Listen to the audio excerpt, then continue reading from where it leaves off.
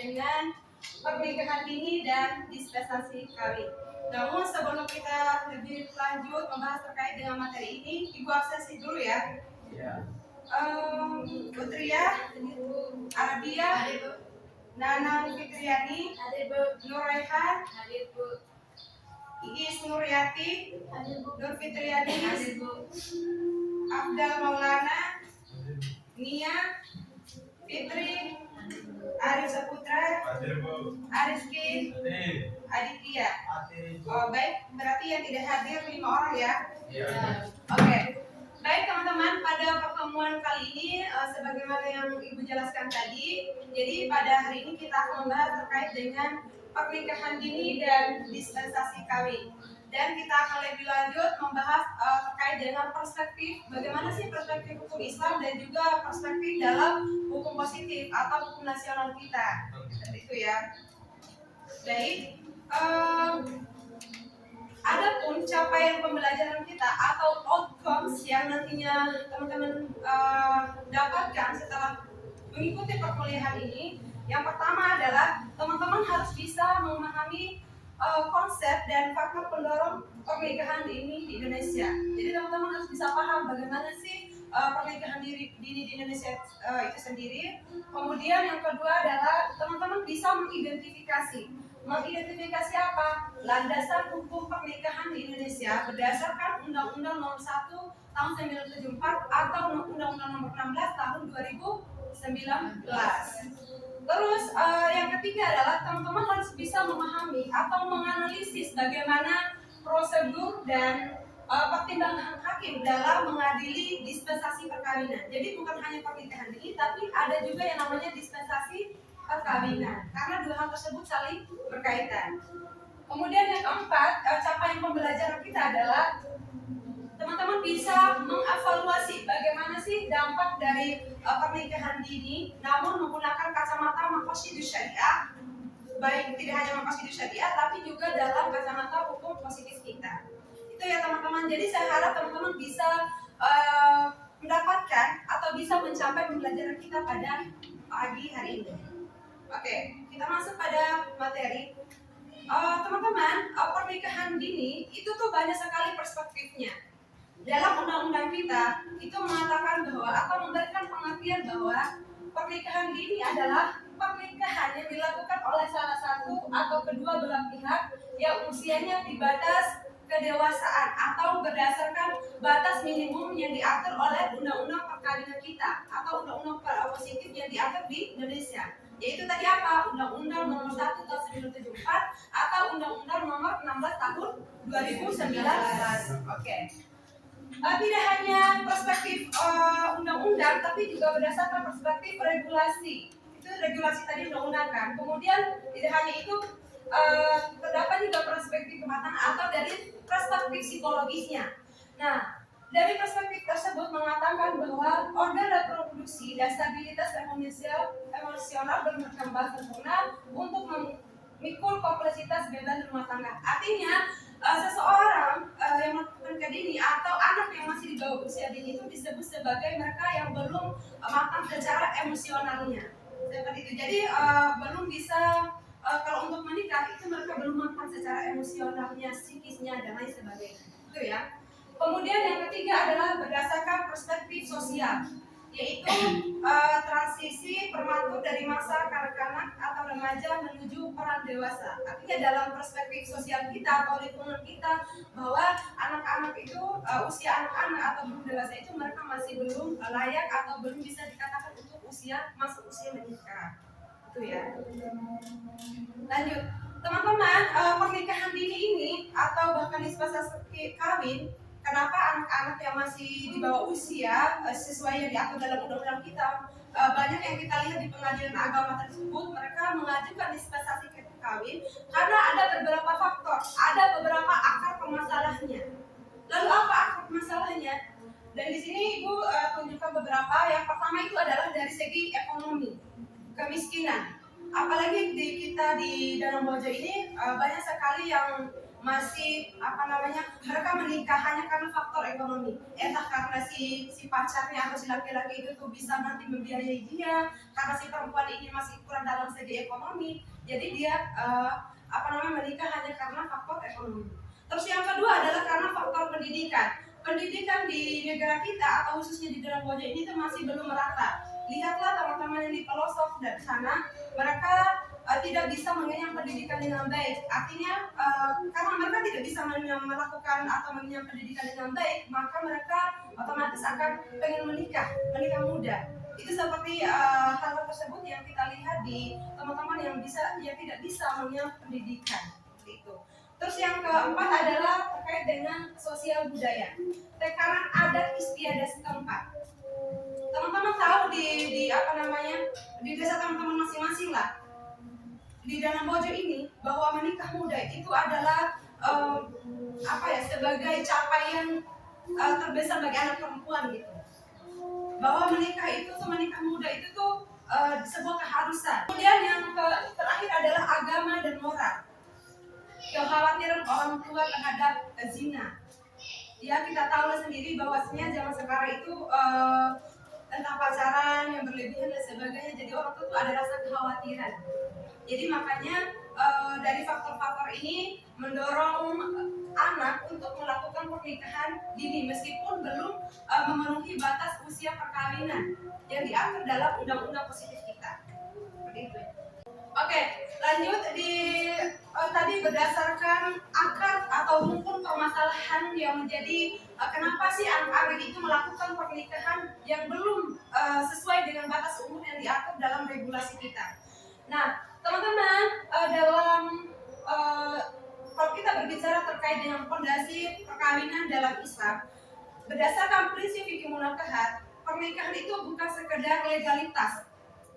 Artinya mau kamu udah mencapai batas umur atau bahkan kurang dari batas umur, itu tuh tidak dilihat dari sebatas legalitas saja, melainkan akar suci atau misalkan golejal, bahwa pernikahan yang kuat dan tidak dapat dipisahkan. Karena apa yang kita lihat anak-anak sekarang itu atau bahkan orang-orang di sekitar kita melakukan pernikahan, kita lihat sendiri fenomena yang terjadi ya, bahwa 1 tahun atau 2 tahun atau bahkan ada yang beberapa bulan itu sudah cerai. Karena apa? Karena itu tuh bukan hanya pernikahan itu tuh bukan hanya dilihat dari legalitas, tapi melainkan dari akad itu sendiri, hakikat dari akad itu. Kemudian itu dari prinsip fikih munakahatnya, prinsip atau hakikat dari pernikahan. Kemudian teman-teman, ada pun beberapa pandangan atau paradigma terkait batas perubahan usia nikah ya. Ada di Undang-Undang Nomor 1 Tahun 1974 itu pertama kali diatur terkait dengan batas usia pernikahan, yaitu di mana mengatakan bahwa pernikahan itu antara laki-laki dan perempuan itu sama-sama umur 16 tahun. Itu undang-undang yang dulu, Undang-Undang Nomor 1 Tahun 1974 di pasal 7. Akan tetapi mengalami perubahan di Undang-Undang Nomor 16 Tahun 2019. Bukan 19 ya, tapi 16. Yaitu di mana memberikan perubahan atau merevisi pasal 7 itu bahwa menikah atau batas usia menikah laki-laki adalah 19 tahun, begitupun perempuan itu adalah 19 tahun. Jadi harus sama-sama 19 tahun. Itu adalah adanya perubahan. Itu ya. Kemudian kita masuk ke dispensasi kawin. Teman-teman tahu nggak dispensasi kawin itu apa? Dispensasi kawin adalah mereka yang melakukan atau yang meminta permohonan di pengadilan untuk diberikan izin pernikahan. Karena apa? Karena mereka belum memasuki usia yang sesuai dengan yang diatur dalam hukum positif kita. Kemudian ini tadi alasan yuridisnya, yaitu ada di Undang-Undang Nomor 16 Tahun 2019 Pasal 7 Ayat 2. Kemudian dalam kompilasi hukum Islam Pasal 15 Ayat 2. Dan terakhir adalah Permen Nomor 5 Tahun 2019. Itu semua regulasi yang mengatur bahwa terkait dengan aturan batas usia menikah. Kemudian teman-teman, di pengadilan itu ketika teman-teman atau misalnya adik-adik di lingkungan kita melakukan permohonan dispensasi kawin, itu tuh pengadilan itu kayak dilema sekali. Dilemanya apa? Karena kan kebanyakan mereka yang melakukan permohonan di dispensasi perkawinan di pengadilan agama adalah mereka yang benar-benar masih usia belia sekali. yang masih SMP atau di bawah 16 tahun, 15 tahun, bahkan ada yang usia 12 tahun. Dan itu kebanyakan karena faktor apa coba? Mereka melakukan dispensasi perkawinan. Itu kebanyakan karena udah hamil dan di luar nikah. Dan itu tuh menjadi dilema hakim untuk memutuskan atau memberikan permohonan diizinkannya untuk menikah. Kenapa? Karena kalau tidak dikasih dispensasi tadi, nah kasihan nanti anak yang dilahirkan. Tapi kalau misalnya diberikan permohonan, itu nanti kasihan juga ke perempuannya, bagaimana kehidupannya. Sedangkan pasangan atau calon suaminya juga itu tidak bekerja, sama-sama masih usia belia juga, tak bela pernikahannya, kan nggak ada kan? Karena masih kecil. Jadi itu menjadi pertimbangan hakim untuk memberikan permohonan dispensasi kawin. Ya, ini pandangan beberapa fatwa para ulama ya. Dari Majelis Ulama Indonesia itu memberikan bahwa mendukung penuh kedewasaan usia perkawinan dan demi terciptanya keluarga sakinah dan perlindungan hak anak. Jadi dari MUI sendiri itu lebih baik tidak melakukan pernikahan di usia belia. Jadi mereka mendukung penuh terhadap lahirnya Undang-Undang Nomor 16 Tahun 2019 di pasal 7 tersebut. Artinya batas usia perkawinan MUI itu memberikan kebolehan atau mendukung penuh dibolehkan adanya undang-undang tersebut. Seperti itu ya. Kemudian Kongres Ulama Perempuan Indonesia tahun 2017 itu memberikan fatwa bahwa pencegahan perkawinan anak hukumnya wajib bagi orang tua, masyarakat, dan negara. Pernikahan dini itu menyalahi prinsip keadilan syariat. Karena apa teman-teman? Anak-anak yang dilahirkan atau anak-anak yang masih usia belia itu masih panjang kehidupannya. Mereka masih berhak untuk melakukan atau mencari pendidikan yang layak dan pengetahuan gitu. Mereka berhak untuk mencari atau berpendidikan setinggi-tinggi mungkin. Kalau menikah itu, apalagi kita sebagai perempuan ya itu, kalau kita sudah menikah pasti otomatis terbatas semua apa yang kita lakukan.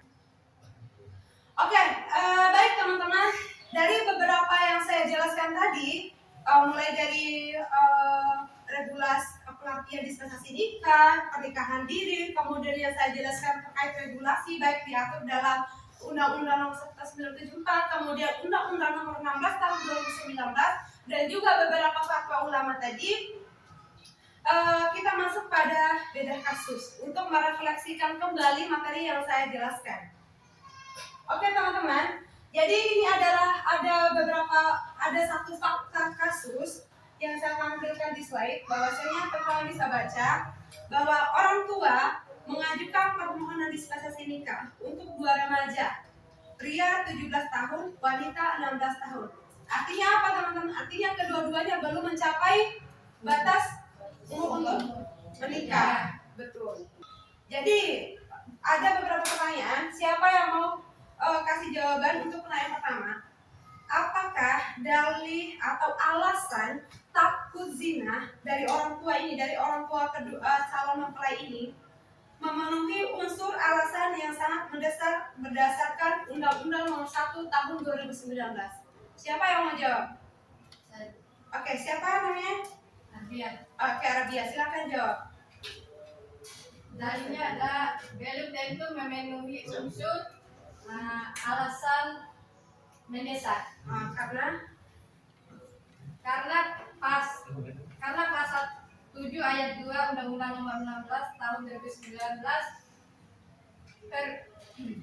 perubahan atas Undang-Undang Nomor 1 Tahun 1974 menyatakan bahwa dalam hal terjadinya penyimpangan terhadap batas usia perkawinan, orang tua dapat mengajukan dispensasi kepada pengadilan dengan alasan sangat mendesak, disertai bukti-bukti pendukung yang cukup. Oke, berarti dari jawaban tersebut bahwasanya alasan takut zina itu bukan sebagai alasan yang mendesak untuk melakukan permohonan dispensasi perkawinan, karena ada beberapa faktor tadi ya. Oke, baik, udah bagus teman-teman. Untuk lebih lanjut ada dua pertanyaan lagi. Yang kedua adalah berdasarkan mandat Perma Nomor 5 Tahun 2019, bagaimana seharusnya terhadap kasus tadi, bagaimana seharusnya hakim memutuskan perkara tersebut. Kalau misalnya teman-teman udah lihat kasus nih, membaca kasus ini, analisisnya teman-teman berdasarkan keputusan hakim itu harus apa? Ada yang bisa? Saya saya Bu, menolak permohonan dispensasi kawin. Permohonan nomor 5 tahun 2019 tentang pedoman mengadili permohonan dispensasi kawin menegaskan bahwa hakim harus mengutamakan kepentingan terbaik bagi anak, hak hidup, tumbuh dan berkembang anak, penghargaan terhadap pendapat anak, pencegahan perkawinan anak, kesehatan gender, perlindungan hak pendidikan anak. Oke, terima kasih Utria. Jadi jawabannya cukup tepat bahwasanya hakim dengan kasus tadi bahwasanya itu tuh bukan sesuatu perkara untuk dikabulkan permohonannya. Karena tadi beberapa faktor yang dijelaskan itu tadi, yaitu salah satunya adalah untuk mencegah adanya perkawinan usia dini. Karena apa? Kalau sudah dikeluarkannya Undang-Undang 1/1974 itu berdasarkan pasal 16, pasal 7 atau Undang-Undang 16 tahun 2019 itu adalah untuk mencegah pernikahan usia dini. Itu. Baik, terakhir, jadi ini untuk merefleksikan semua materi kita tadi. Jadi saya mau kasih lagi satu pertanyaan. Teman-teman juga bisa lihat di slide bahwasanya pertanyaan adalah dari kasus ini teman-teman, dari kasus di samping itu, teman-teman bisa nggak mentelaah dari segi prosedur syariahnya atau dari prinsip menarik manfaat dan menolak mafsadatnya. Nah, teman-teman bisa nggak menganalisis dari hal tersebut berdasarkan yang saya jelaskan tadi? Ada satu orang? Saya Bu. Oke, baik. Kasih apa? Aditya Bu. Oke, Aditya, silakan. Baik, assalamualaikum warahmatullahi wabarakatuh. Nasusanta. Assalamualaikum warahmatullahi wabarakatuh. Saya akan menjawab dari pertanyaan ibu tadi bahwa dalam perspektif maqasid al-syariah, permohonan dispensasi kawin pada kasus ini sebaiknya tidak dikabulkan karena perlindungan terhadap pendidikan, kematangan reproduksi, kesiapan ekonomi dan masa depan anak lebih sejalan dengan tujuan syariah. Dari pertanyaan maqasid syariah tadi itu tuh lebih baik kita menolak mafsadatnya atau menolak hal buruknya daripada kita menarik manfaatnya. Karena kan dari beberapa kasus tadi atau dari kasus tersebut adalah seperti yang teman-teman lihat, itu sebaiknya kita harus menolak mafsadatnya atau menolak kerusakannya, karena ketika dikabulkan otomatis itu banyak hal-hal mudarat yang akan terjadi. Seperti apa? Karena kan si laki-lakinya juga lagi pengangguran, si perempuannya juga nanti akan putus sekolah dan lain sebagainya. Seperti itu ya. Oke, baik teman-teman, dari beberapa materi atau dari refleksi berbagai pertanyaan dan jawaban tadi, ada yang ditanyakan lagi? Tidak ada ya? Oke. Baik teman-teman, jika tidak ada yang ditanyakan lagi, kita cukupkan sekian atau kita akhiri pertemuan kita pada pagi hari ini, dan billahi fisabilillah, wassalamualaikum warahmatullahi wabarakatuh.